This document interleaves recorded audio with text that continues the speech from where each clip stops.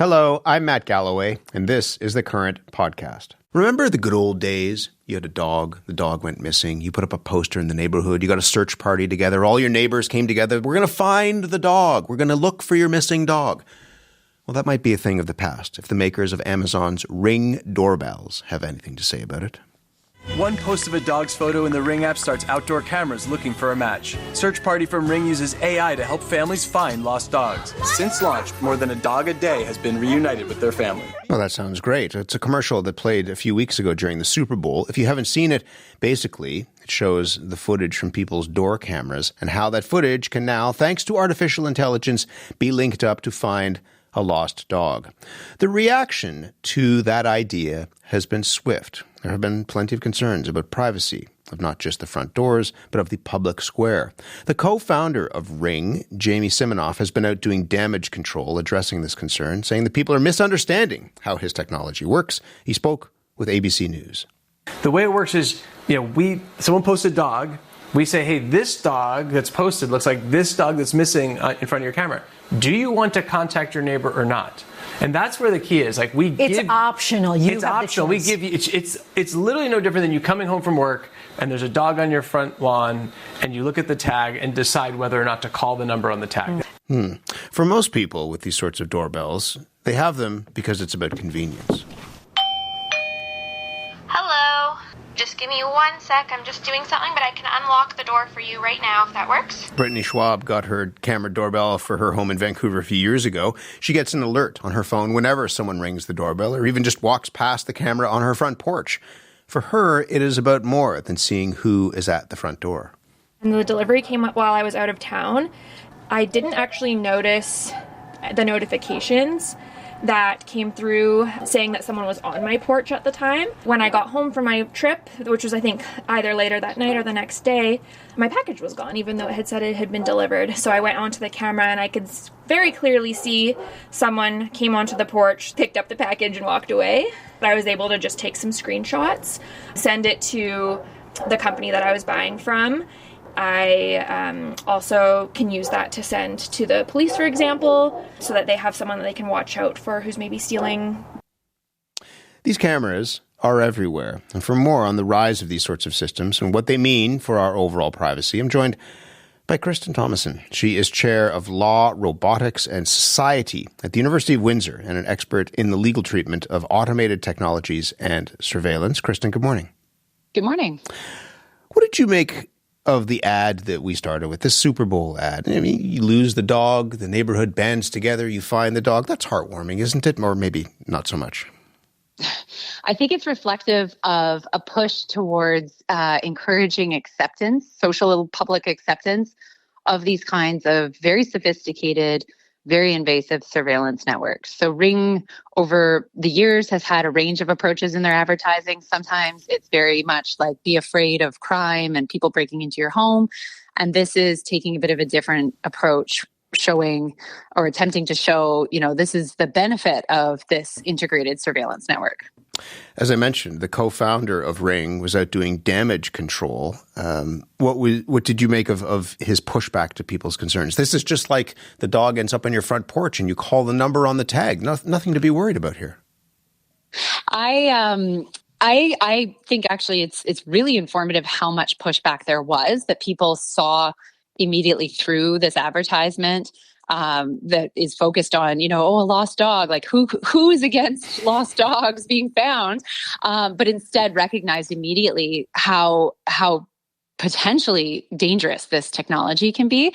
And his analogy that this is the same as when a person sees a dog, I think is just so completely flawed. And I imagine that a lot of people saw through that as well, because if you find a dog and you call the number on the dog, that's dramatically different than all of the homes across a wide residential area having a networked surveillance system relying on AI to track objects or people potentially that move in front of those cameras. One of the concerns, and you mentioned people, one of the concerns that was raised in the wake of that commercial, particularly in the United States right now in 2026, is that the cameras could be used by immigration officials, that ICE could use these cameras and the network of cameras to help track people's movements, for example. Do you think that's a reasonable concern? Yes, I think that's a reasonable concern. I think that's an extremely worrying part of how these networks are being developed and created by private companies that are regulated very differently from how police are regulated. And of course, in the United States, that regulation is different than it is in Canada. But this is almost, in a way, becoming a corporate backdoor to what would otherwise be restrictions on widespread, 24/7 type surveillance of public space that state actors, police agencies, et cetera, might not otherwise be legally able to do. But because this is done under the guise of its individual choice, it's able to, like, companies are able to encourage this kind of networking that police can then have access to. So if I have a camera like this on my front porch and I put it there because I want to see who's stealing the packages that might be being delivered to my house, what do we know about how private that camera's footage is? So we don't, it will depend on what type of camera you're using, maybe what the terms of service are. But something that we know about Amazon Ring, for example, comes out of Federal Trade Commission investigations into the company due to complaints by customers.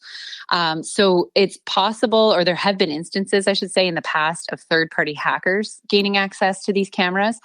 And there were some fines that came out of the FTC as a result of that in the United States. The hackers were able to access and even speak through some of the monitors that people had in their homes to children, for example, which really contradicts the sort of presentation of this as a security device. And then there have also been investigations around concerns about Ring's internal policies so that employees were able to access the footage of people's Ring cameras and observe people in sort of a voyeuristic way. And it just, again, highlights that this isn't necessarily like a privacy or a security tool. It's very much a video surveillance mechanism. You used the word invasive right at the beginning of our conversation to describe this technology. Why that word? Because of the extensiveness of the surveillance, I think an important distinction between, say, somebody having a personal camera for a personal reason, whatever it might be, that loads onto their computer. And I'm not saying that people should be encouraged to consider this. It can have its own challenges, but there's a distinction between that and a network of cameras and other technologies. I mean, Ring has also put out like a drone that you can use to monitor your property when you're away, and other devices as well. And these are all networked and accessible by the company that's providing them. And that's what makes the surveillance in this context so invasive, is that not only can it gather a lot of information about the person who's using the system, so the person who's bought it and installed it on their home, but it's also monitoring anyone who walks in front of the house. In some cases, depending on how it's set up, depending on a person's property, it might be monitoring the sidewalk, the road, maybe even the sidewalk across the street. There have been some examples of technologies that pick up sound. So it just collects so much information pervasively and then sends these messages to homeowners in a way that can sometimes, I think, stoke fear and worry, where, if we were just in our home and somebody walked in front, we might not think about it twice. But if you're constantly receiving text messages letting you know about that, it can create this sort of added hyper vigilance around what's happening in front of the home that I think combined together makes it so invasive. What are the guardrails in this country that would protect people's privacy? Whether, as I say, it's one of the owners of these systems, or, to your point, somebody who just happens to be walking down the sidewalk. There are some laws that would sort of limit or create obligations in terms of how data is collected and shared. But it's a little bit complicated with these home video cameras because of, and it was in the interview with the CEO of Ring, because of that role of the individual choosing how they want to share the information and with whom, it creates a bit of complexity to how the law has evolved to protect privacy. So, commercial organizations have to follow certain privacy laws in Canada when they're collecting personal information about people, and that should include Amazon. However, the way that it's collected through the homeowner, I think, can create some complications in that process, because it's like me, a person installing this camera is the one doing the collection. And then on top of that, if the person with the video footage chooses to share it with police, that might actually override certain restrictions that would otherwise be in place for law enforcement to have access to that, like needing to go to the court and ask for a warrant first. Do you have to share the footage with police? I asked this in our neighborhood. There was an incident, and I know that police were checking with people who had those cameras on their front door to see whether they had the plan that backed up some of the data and what have you. Do you have to share that information with police? Have to? No, but it's possible that if there is at least the reasonable grounds for the police to think that you have evidence on it, there may be ways that they can access it through a court order. What do we know even thus far about how law enforcement is using these sorts of cameras? We know more, I think, about this in the United States because Ring has really actively sought out partnerships with police forces. And in those contexts, there's a really seamless way for people to share footage with police. And there have even been investigations that have shown police have received so much video footage that they actually can't parse through it very well. And so it's actually created inefficiencies in some ways. That's where I think a lot of concern from privacy advocates focuses on how that almost creates an incentive for more use of different artificial intelligence tools for scanning through all of that data. So there's worry that this could become even more invasive, scrutinized, and potentially also full of errors because we know artificial intelligence systems don't always get it right. And so there's quite a bit of information about that sharing in the United States. We don't necessarily have the same level of data here. There had been a discussion amongst Windsor Police and Amazon Ring prior to the pandemic about entering into one of these partnerships. It didn't materialize, and I don't know the details of why exactly that didn't follow through. I'm glad that it didn't because I do think it's worrisome when the access to that video footage is made incredibly seamless. Knowing we were going to have this conversation, I walked down my block yesterday, and I think there are 3 or 4 houses on my street that don't have these sorts of cameras. Is the horse out of the barn when it comes to this, when it comes to our privacy and what we're willing to give up and what we've already given up, do you think? I think the horse can always be returned if it even is out of the barn. When it comes to new technologies like this, and especially sort of, maybe more of like a public revelation of how deeply invasive they can be, I think there are always ways in which we can push back and the backlash to that ad would suggest that you're right there. And the backlash to those the glasses cameras as well. There's been quite a social reaction to the fact that people can, monitor everywhere they go in public spaces. And then, of course, the risk that can be then matched up with facial recognition. And you could actually pull someone's social media profile while you're looking at them on public transit, for example, I think many people would flag that as quite terrifying. And yet people really like this technology, and they like having the camera there because they're tired of somebody stealing their Amazon package from in front of their door. How do you think we should be weighing the ease of knowing who's at your door and where your packages are with those privacy concerns? Yeah, I think they don't even have to be in conflict with one another necessarily.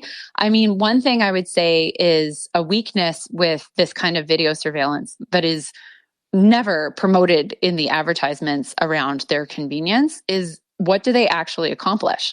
Like even the example from earlier, the package is still stolen. You saw the person take your package. There. Yeah. And so, there's maybe a bigger conversation to be had around even just the commercial nature of shopping at post-pandemic, I think, is when this has become especially more popular to order things online, have them delivered. Are there other ways to maybe address that concern that don't involve installing integrated surveillance network throughout a whole neighborhood? These cameras they're not bystanders, they're not neighbors.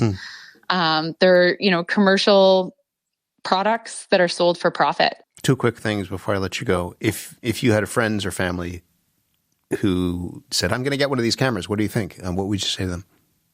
I would emphasize, I think, first, this exact concern that those cameras actually introduce new security concerns into your home. So if you're buying it because you think it'll give you security, here's some information about the ways in which it might also jeopardize your security. And then I would also emphasize the bigger consequences that I think sometimes can be harder to weigh against the convenience. I get that. But the bigger consequences, I think something we really saw in discussion around ICE's operations in Minnesota is that this recognition that your Ring camera is an ICE agent. And I think sometimes it takes those kinds of bigger moments to really see the potential risk down the road of installing this kind of infrastructure that we might not see in the moment when we're just thinking of the convenience of it. What does this do, or what does it say about our social fabric right now? Do we trust our neighbors? I think a lot of the profit motivation around the sale of these cameras has focused on this pushing of fear and concern, but there's a lot of pressure pushing back against that. And I think resisting it and resisting the profit incentive that's driving it is a really powerful thing. And I think we see that in Minnesota and the reaction to some of the violence that ICE has been bringing there. I think we see it in the resistance to that Ring advertisement. I think that neighborliness is still there, but I think that these cameras are trying to pull on different threads, and resisting that, I think, is really powerful. This is such an interesting story, and I'm really glad to talk it through with you. Kristen, thank you very much. Thank you so much for having me on. Kristen Thomason is Chair of Law, Robotics and Society at the University of Windsor and an expert in the legal treatment of automated technologies and surveillance.